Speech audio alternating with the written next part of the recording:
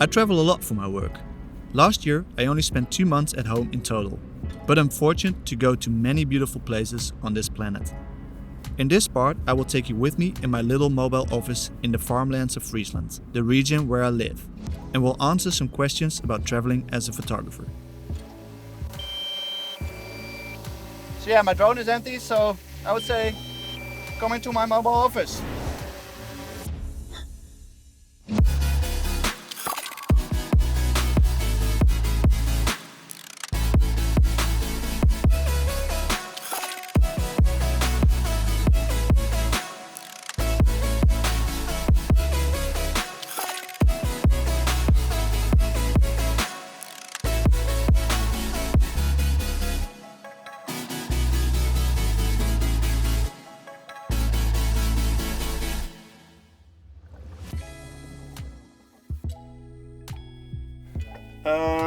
So yeah, if I would choose one location where I could do everything, do we have the filters as well?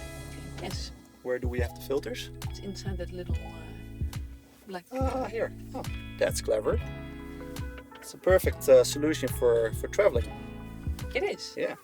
So yeah, if I would have to choose one location where I could go and do everything, and that is beautiful, I would definitely go to Mauritius, because it has flat water. It has one of the best waves in the world for wave riding, and the water is blue, it's clear, and also the light is very, very beautiful, because you have those rain showers that sometimes come through, and they somehow make it kind of mystical light, and very interesting in the sky as well, because you have the clouds that creates a little bit of depth. And yeah, some people even say it's the Indian Ocean Hawaii. That's how they call it. Looks delicious, this coffee. So yeah, I would say Mauritius is my big favorite. Well, most of the photographers know that shooting during sunrise and sunset is the most beautiful time to shoot. But I think if I had to choose between sunrise and sunset, I think I would choose for sunset, because I kind of like the soft light a little bit more. Although it really depends on the type of shot you want to do. The sunrise is very crispy and very clear, and the sunset is way softer and way warmer. And I think if I had to choose, but yeah, as I said, it depends. It really depends on the type of shot you wanna create. But I would go for sunset. So yeah, normally I would say during a shoot, like, you stay in the water like maybe 1.5 to 2 hours. Depends a little bit on the conditions. Can change a lot with the tide as well, and also like riders can't ride forever. But I remember one session we had during the GKA event in Mauritius, where it's not so easy to go in the water and out of the water the whole time. So I decided to just stay in the water, which was it was just a very nice day to shoot from the water as well. So I decided to stay in, and yeah, that was like at least 6 hours maybe that I spent in the water. Yeah. I get that question sometimes if I pee in my wetsuit. Well, I try to avoid it because I don't really like it. But I can say if you stay for 6 hours in the water, you definitely have to pee a couple of times. And I don't know what it is. If you swim in the water, somehow you have to pee more. So yeah, I do pee sometimes in my wetsuit, although I try to avoid it. Ooh, yeah, well, sometimes I kite surf myself as well. And then I kite surf mainly in the waves. So yeah, definitely a wave spot. And as I said, Mauritius is a beautiful destination. It has one of the best waves in the world. One Eye. I kited it a couple of times, and that's one of my favorite wave spots. But I must say, like, I spent a lot of time in Cape Town, and we stay in Muizenberg, which is not very famous for kite surfing because most of the people in Cape Town stay on the other side in Blauberg. You want a coffee? There you go. But I really like it on the Muizenberg side. It's onshore, but it's perfect for just like a quick session before I go out and shoot or after. And if you catch a big set all the way on the outside and kite it all the way to the inside, for me it's a very close feeling to normal surfing, and that's what I really like. Talking about something else, we have this famous stroopwafels, and I got one here, and you should definitely give it a try, because if I'm away from home, this is definitely something I miss. Beer or beer? Beer or beer, or beer or beard? Both. Beer. Yeah, a lot of people talk about my beard, and I don't know how it started. I always had a little bit of hair growing on my chin, but funny enough, this question came from two people that both don't have a beard. Greg Kuleski, and I've never seen him with a beard, so maybe, I don't know,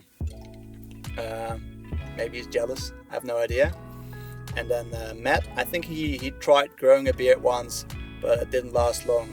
So yeah, I think you should definitely give it another try and try a little bit harder. I think it's a really hard question to answer, because I like both. I like coming home, I like being home, but maybe not too long, because I like to explore different cultures and meet different people, and yeah, traveling with a lot of gear is not always that easy. I think I mentioned it in the last or in the first edition as well, coming at the airport with a lot of gear, always overweight, always stressful. But then I try to take as much stuff as possible as a carry-on, because if I arrive at the location, I need to do my shoot, so I need at least the most essential stuff so I can do my work. So most of the time I pack this bag, which is an f-stop Anja, which is the perfect size to just like fit a lot of gear, and also like fit in top of the carry-on compartments. But mainly I have my two camera bodies in there, the big lens because it's quite fragile, and a couple of other lenses, and the laptop, and that's about it. Yeah, it is a little bit too heavy, but most of the time I can get it in there with a bit of a smile. Oh dude, this is a question from Schmidi, and I found it one of the most funny questions I got. I have this super old massive lens, 600 millimeter, and it's so insanely heavy that I hardly ever travel with it. But dude, this thing is definitely the most annoying piece of equipment to bring, so that's why most of the time stays at home. And another thing that's very annoying is the tripod. I use for the big lens, I use a big tripod to keep it stable, and those two things are definitely the most annoying parts to travel with. So if you need to be fit to carry the carry-on luggage, well, I think it's around 20 to 25 kilos. Don't tell KLM, but yeah, if you walk around at the airport and wait in the line, it does get heavy. So you need to be fit, but I need to be fit anyways for swimming, for carrying all the gear when I'm at the location, or athletes are fit anyways. So if you want to keep up with them, you have to be fit as well. Run around with the camera, get the angles. So yeah, you definitely need to be fit. So maybe some squats with the backpack on your back while you wait in the queue is a very good exercise. And besides that, I'm quite an active person. So to stay fit, I run, I surf whenever I can. I kite surf so now and then. I mountain bike. Try to do CrossFit on a regular basis. But yeah, as you see, a lot of stuff to keep me fit. So cool, guys. Thanks for watching. I hope you liked this edition about the traveling. If you have any questions about traveling or anything else, there's going to be an episode about gear, about editing. If you have any questions for that, don't hesitate to put it down below in the comments, and I'm happy to answer you at any time. See you next time.